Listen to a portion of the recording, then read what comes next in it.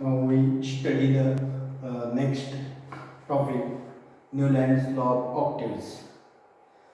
आज आपण न्यूलँडचा law of octave हा पाहणार आहे. कालच्या पिरियडला आपण डोबेरायनर स्ट्रॅटेजी शिकलेलो. आज Newlands law of octave. The English scientist John Newland show the relation between the atomic mass of elements to their properties of different ways. ह्याच्यामध्ये पण आपण ॲटॉमिक मासेस हेच प्रॉपर्टी पाहणार आहोत. या टॉपिकमध्ये पण आपण ॲटॉमिक मासेस हीच प्रॉपर्टी पाहणार आहोत. त्याच्यावरती in 1866 Newland arrange the elements known at that time in an increasing order of their atomic masses. न्यूलँडने त्यावेळेस पण जे अरेंज जेवढे नोन एलिमेंट्स होते, माहीत असणारे जेवढे एलिमेंट्स होते 1866ला ते अरेंज केले इन अन इन्क्रीजिंग ऑर्डर, चढत्या क्रमाने.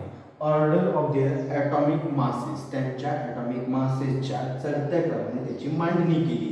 त्यावेळेस it started with the lightest element hydrogen. आणि कशाने सुरुवात केली? It started with the lightest element hydrogen and ended up with thorium. Hydrogen जो सगळ्यात हलका मूलद्रव्य आहे हायड्रोजन, आणि जो सगळ्यात शेवटचा जो एलिमेंट्स आहे थोरियम, इथपर्यंत त्याची मांडणी केली. It started with the lightest elements hydrogen and ended up to with the thorium. Hydrogen जो हलका एलिमेंट्स हायड्रोजन इथून चढत्या क्रमाने मांडणी केली कुठपर्यंत? थोरियम प्रमाणे.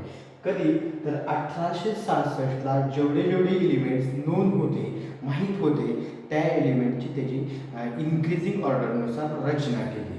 त्याच्या ॲटॉमिक मासेसच्या इन्क्रीजिंग ऑर्डरनुसार रचना केली आणि स्टार्ट केलं जो सगळ्यात हलका मूलद्रव्य आहे की hydrogen and ended with thorium, आणि थोरियमपर्यंत त्याची मांडणी केली.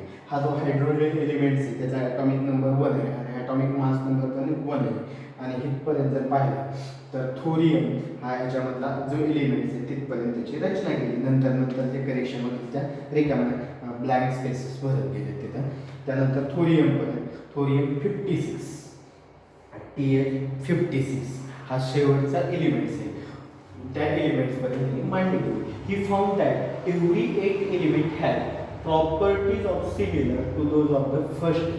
म्हणजे पहिला 1 2 3 4 5 6 7 आणि 8 अशी जर रचना केली तर हे जर 8वा मूलद्रव्य तो बरोबर किती, पहिल्या आणि 8व्याचे मूलद्रव्य हे सारखे असले पाहिजेत. म्हणजे हा 8वा आणि हा पहिला, म्हणजे कोणता पण 8वा दुसऱ्यापासून स्टार्ट केला तर 9वा हा 9वा मूलद्रव्य, तिसऱ्यापासून जर स्टार्ट केला तर हा 10वा मूलद्रव्य. ह्यांच्या प्रॉपर्टी कशा असल्या पाहिजेत? Equal properties. He found that every 8 element had properties of similar to those of the first. म्हणजे कोणत्यापासून, म्हणजे 1 पासून 8व्या एलिमेंटची प्रॉपर्टी आणि 2 पासून 9व्या एलिमेंटची प्रॉपर्टी ही इक्वल असते. यांच्या प्रॉपर्टी कशा आहेत? पहिल्याच्या बरोबरच आहेत. म्युझिकल नोट्स येतात, जसे की म्युझिकल नोट्स आपण पाहिले ज्या प्रसिद्ध असे नोट्स येतात की सा रे ग म प ध नि सा. ह्या नोट्स म्युझिकल नोट्स आहेत. सा रे ग म प ध नि सा. ह्या नोट्सनुसार त्याची रचना केली. तिथं जर पाहिलं म्युझिकल नोट्स सा रे ग म प ध नि, आणि नंतर परत इथं 8व्या क्रमांकाची जी नोट आहे ती सा येते. एलिमेंटचं नाव आहे हायड्रोजन. हायड्रोजन नंतर सेकंड एलिमेंट आहे lithium, third barium, fourth boron, carbon, nitrogen आणि ऑक्सिजन.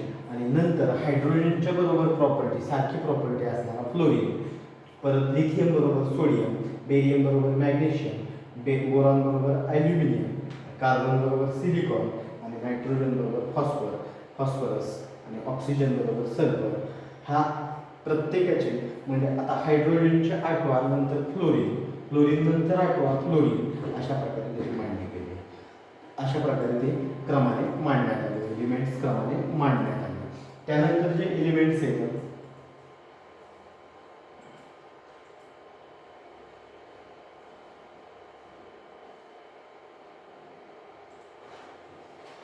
कोबाल्ट आणि निकेल हे दोघं एकत्रच ठेवले गेले. कॉपर, झिंक, युरेनियम आणि इंडियम, यूट्रियम, इंडियम, ॲसेटाईन आणि सेलिनियम हे जे एलिमेंट्स आहेत. त्यानंतर ब्रोमिन, रुबिडियम, स्ट्रॉन्शियम, सेलिनियम आणि लॅन्थेनियम एकत्र आले. झिर्कोनियम, त्यानंतर ब्लॅक स्पेसेस दिसतात हे जे आहेत ते थोरियम. एक्झाम्पल आहे sodium is the 8th element from lithium. हा जर पाहिला, हा सोडियम जो आहे त्या लिथियम नंतरचा 8वा मूलद्रव्य आहे. Both have similar property. या दोघांच्या पण प्रॉपर्टी कशा आहेत तर सारख्या आहेत. कोणता सोडियम हा लिथियम नंतरचा 8वा एलिमेंट आहे.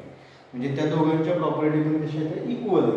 Also magnesium showed similarity to beryllium. आणि त्याचप्रमाणे मॅग्नेशियम सुद्धा कोणाबरोबर प्रॉपर्टी दाखवतो, मॅंगनीज सुद्धा कोणाबरोबर बेरिलियम बरोबर प्रॉपर्टी दाखवतो. आणि त्यानंतर similar to beryllium and chlorine shows similarity with fluorine.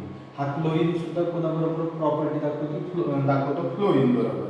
त्यानंतर Newlands compare this similarity with the octaves in music. Newland हे जे सिमिलॅरिटी आहे म्हणजे प्रत्येकाचा 8वा मूलद्रव्य हे सारखे आहेत. हे सिमिलॅरिटी कोणाबरोबर कंपेअर केली तर म्युझिकल नोट्स बरोबर. Octaves in music.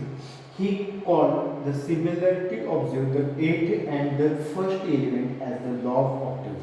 आणि 8व्याची आणि पहिल्याची जी समानता आहे ह्या गुणधर्माला न्यूलँड्सने काय दिलं एलिमेंट्स लॉ ऑफ ऑक्टेव्स. ह्याला नाव दिलं लॉ ऑफ ऑक्टेव्स.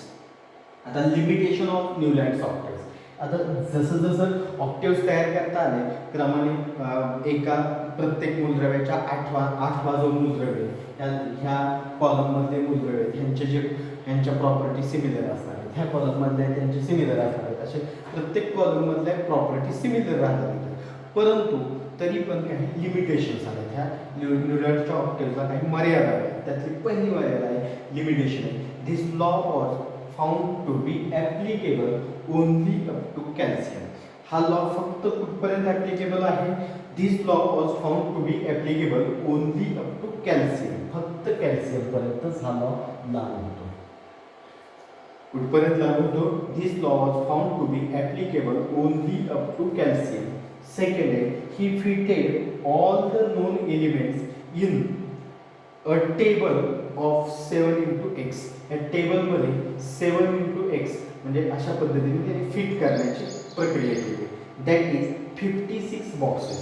त्या ठिकाणी किती बॉक्सेस आहेत 56 बॉक्सेस आहेत. He place 2 elements each in some boxes. काही ठिकाणी अशा प्रकारे 56 मूलद्रव्यांची मांडणी जरी केली असते तरी काही बॉक्सेसमध्ये 2 एलिमेंट्स मांडण्यात आलेले आहेत. Boxes he placed 2 elements each in some boxes to accommodate all the known elements in a table. ह्या टेबलमध्ये अशा काही ठिकाणी असे 2 एलिमेंट्स एका बॉक्समध्ये ठेवण्यात आलेले आहेत. एक्झाम्पल आहे cobalt and nickel. Cobalt and nickel आणि cerium and lanthanum. Cerium and lanthanum हे 2 मूलद्रव्ये एका बॉक्समध्ये मांडण्यात आले. He placed some elements with तिसरी लिमिटेशन आहे he placed some elements with. त्यांनी काय केले 3 elements. He placed some elements with different properties under the same notes octave. काही ऑक्टेव्हच्या नोट्समध्ये त्यांनी मांडणी केली. Metals cobalt and nickel under the note do along with the halogens. हा जो डू नोट्स आहे DO हा हॅलोजनचा गट आहे. त्याच्यामध्ये कोबाल्ट आणि निकेल हे 2 काय केलेत मेटल्स मानले गेले. जरी मेटल असले तरी त्यांची काय केली हॅलोजनमध्ये मांडणी केली. अशीच अलॉंग विथ द हॅलोजनच्या गटामध्ये.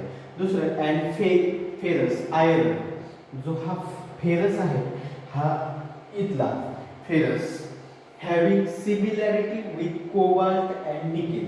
त्याची सिमिलॅरिटी कोणाबरोबर आहे कोबाल्ट आणि निकेल बरोबर. And form them along with the non metals oxygen.